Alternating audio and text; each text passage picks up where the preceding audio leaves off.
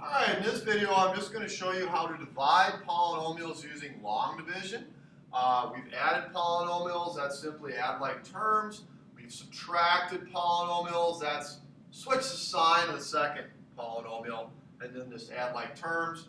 We've multiplied, which is FOILing, and now we're going to divide. Well, before we divide, I want to just show you an example of factoring and show you how it relates. So let's go ahead and factor 2x squared minus 5x minus 12. Because it's 2x squared, I know I'm going to need a 2x and an x. Because it's minus 12, I know I'm going to need a plus and a minus. I'm just not sure where they're going to go, and I'm not sure what numbers I'm going to use. You know, what times what's 12? Well, 1, 12, 2, 6, 3, 4. I've done this a while, so I can tell that it's going to end up being plus 3 and minus 4.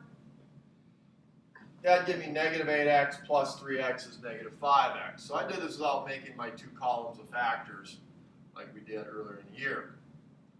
Okay, so what's the significance of factoring this to lead into division? Well, if I told you to write the factors of, or a couple of factors of 6, you might say it's 2 times 3. You might say 2 times 3 equals 6. Well, because 2 times 3 equals 6, that we also know that things like 6 divided by 3 is 2. Or, 6 divided by 2 is 3, because division is the opposite of multiplication. So what that implies over here on the left is that if I were to divide this polynomial by 2x plus 3, I better get an answer of x minus 4.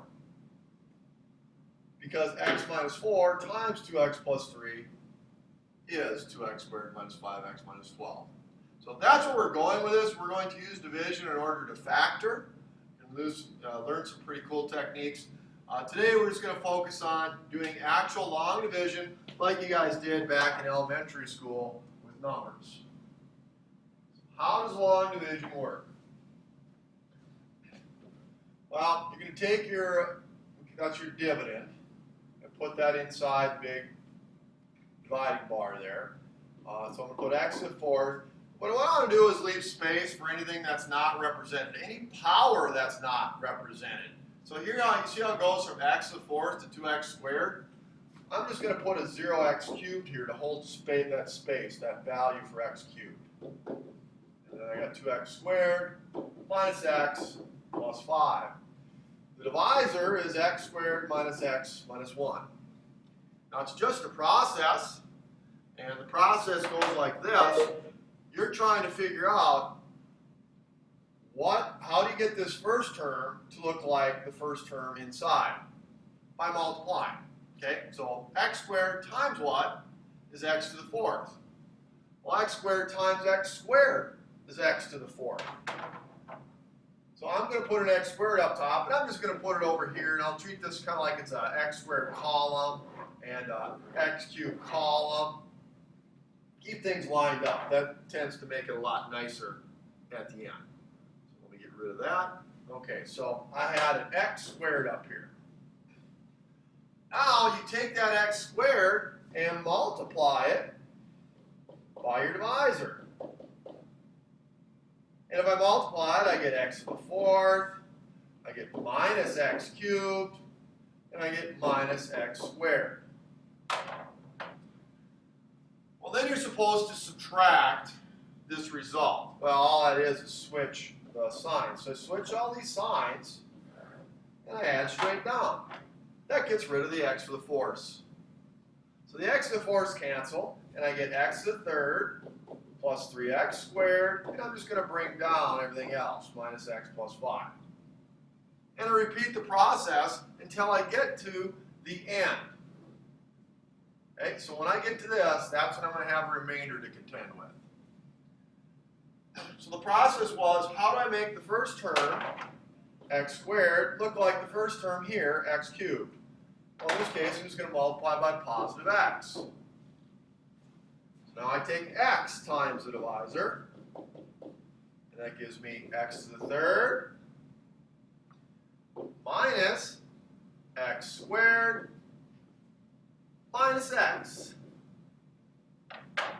Now if I left it worked with this, the x cubes wouldn't cancel, so I need to switch the signs. We subtract. That's how long division works. So the x cubes cancel. I get 4x squared. The x's cancel, and I get a plus 5. And I still left the plus 5 at the end there, just in case there's a space to fill in.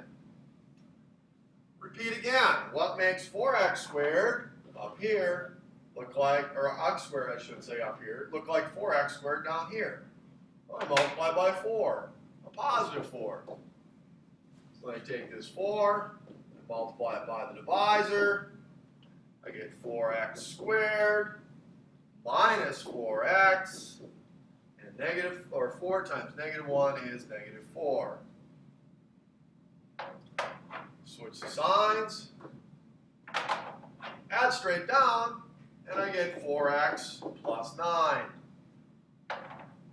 Well, now I'm done here. I'm almost done, I should say. That's my remainder. I can't make x squared look like 4x unless I'm going to use x to some negative power. We don't want to do that. So what I have here is my remainder. So I'm just going to bring this remainder up to my answer up here. And what do we do with the remainder? Well, like if I said do 8 divided by 3, you'd say, well, 3 goes in there twice, and there's a remainder of 2. Well, you don't put 2 remainder 2. Your book actually does remainder. We're not doing that. We're going a little bit further than that. We're going to say we put 2, and then what's left? Well, there's 2/3 left. So the same thing here. I'm going to get rid of my stopping point bar that I put in here. Get this right spot, okay? And a plus 4. All you do is add your remainder. The remainder is 4x plus 9, but I don't put 4x plus 9. I put 4x plus 9 over the divisor. And that's your solution for long division. So it's just a process. Anybody can do it, but it takes a little getting used to. Let's try it again. Divisor's x squared minus 3. I'm going to take that into 2x cubed minus x squared plus 4x plus 5. I need x squared to look like x cubed. So I multiply by x. And put that in the x column. I take x times my divisor, and that gives me x cubed minus 3x. Switch the signs. Oops, I messed up there because I didn't get it to the x cubes to cancel. I should have used a 2x. I'm glad I did that actually. So I got a 2x over here. So it's 2x cubed, and it's not 3x over here, it's 6x. So if your x cubes don't cancel, you just go, wait a minute, I didn't multiply by the right thing. And I didn't. I forgot that there was a 2 in front, so I had to multiply by 2x. Now I can add straight down. X cubes cancel. Don't forget there's a negative x squared up there. Plus 10x plus 5. What times what? What times x squared gets me negative x squared? That'd be negative 1. If I take negative 1 times my divisor, it gives me negative x squared plus 3. Switch the signs. Add straight down. X squareds go away. I get 10x plus 2. I'm at the end up top here, and I can't make x squared look like 10x, so that's my remainder. So I write 2x minus 1 plus the remainder of 10x plus 2 over x squared minus 3. Put it over the divisor. That's long division. Okay, one more. Go ahead and try this one and then check your answers to see how you're doing.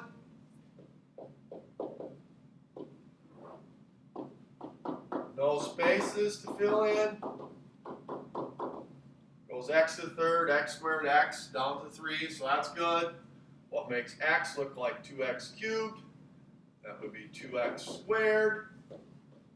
2x squared times x plus 3 is 2x cubed.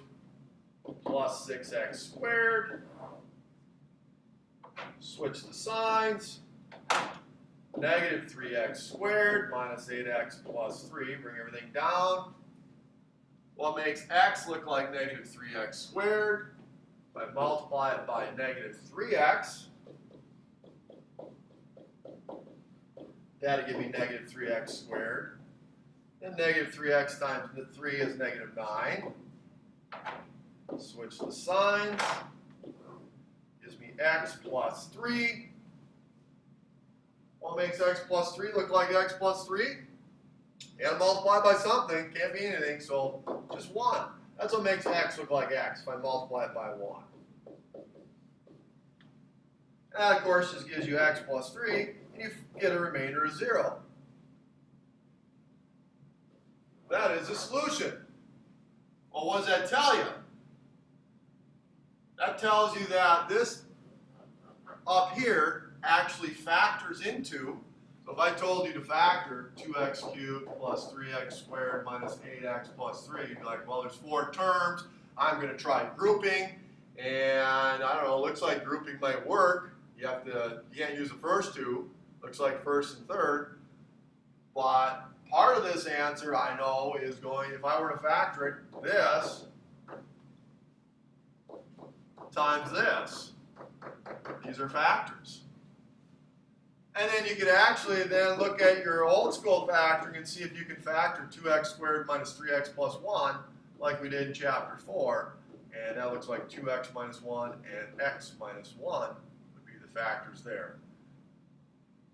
Okay, so long division in this, being able to long divide actually allowed me to factor this without grouping. Okay. You may be thinking, well, grouping would have been easier. You'd be right, grouping would have been easier on this one. But grouping doesn't always work. Okay, well anyways, that's the lesson on long division. I will be doing the lesson on synthetic division in another video. Thanks for watching. Have a great day.